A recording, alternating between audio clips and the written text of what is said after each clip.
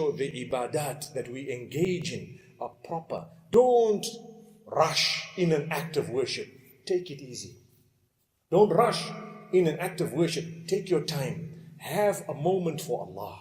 So your salah that you read, your farad salah especially, and even that which is extra, make sure you've taken your time in it. The Sahaba radiallahu anhum used to read beautiful salah, amazing. There are so many stories of the Sahaba radiallahu anhum when the Prophet sallallahu alayhi wasallam told them, Salli salata muwadda'in. You should read your salah as though it's the last salah. Malakul maut is waiting for you. The angel of death is waiting for you. He's just waiting for you to finish your salah and you are going. Imagine if that was the case, what type of salah would you read?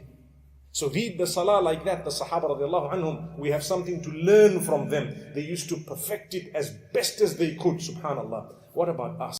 May Allah subhanahu wa ta'ala help us and guide us. In order to concentrate in salah, you need to rid your mind and your heart of haram and unnecessary things. We have a mind and a heart similar to a computer or the memory of your phone. If your memory is 64 gigabytes in your phone and you have unnecessary pictures, unnecessary voice notes, unnecessary things, every day you're downloading this and that which is not necessary, then when you want to download something necessary, two things happen. One is your hard drive is full, and two is the phone slows down so much. You press a button and you think for 3 minutes for this application to open because you got too much unnecessary things in there. The same thing happens to a computer. The same thing happens to your brain and to your heart.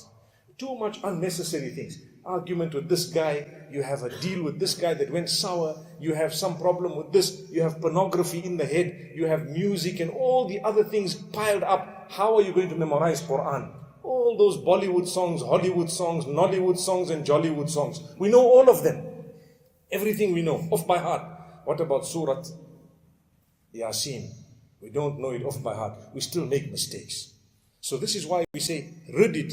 Rid your mind and heart of unnecessary things. Sinful and even that which is unnecessary. Take it out. You will find your processing speed becomes quick. When you say Allahu Akbar, your concentration is in Salah. Because why? I don't have too much of unnecessary things happening outside Salah. So in Salah, it's quick. But if there's unnecessary things, the minute you say Allahu Akbar, you know what happens? Your mind first goes, hey, you know, this morning I saw a very, very nice car. What happened? You are listening to the Imam, supposed to be. He is telling you, Ihdina Sirat al-Mustaqim. You are supposed to say Ameen. It's only happening by default. It's not happening because you concentrated. Many people, when they, غَيْرِ الْمَغْضُوبِ عَلَيْهِمْ وَلَا الضَّالِّينَ, without thinking, they say Ameen. Am I right? Ameen. Whether it's softly or aloud, depending on what you're doing. They say the Ameen. Agreed?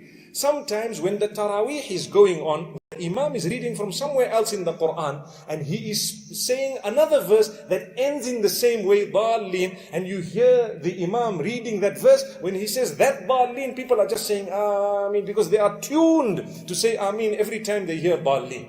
That means your mind is somewhere else. May Allah subhanahu wa ta'ala forgive us. I've heard it with my own ears in the masajid. So my beloved brothers, let us realize this. Let us understand gaining closeness to Allah. Be happy with the decree of Allah. Strive towards pleasing Allah.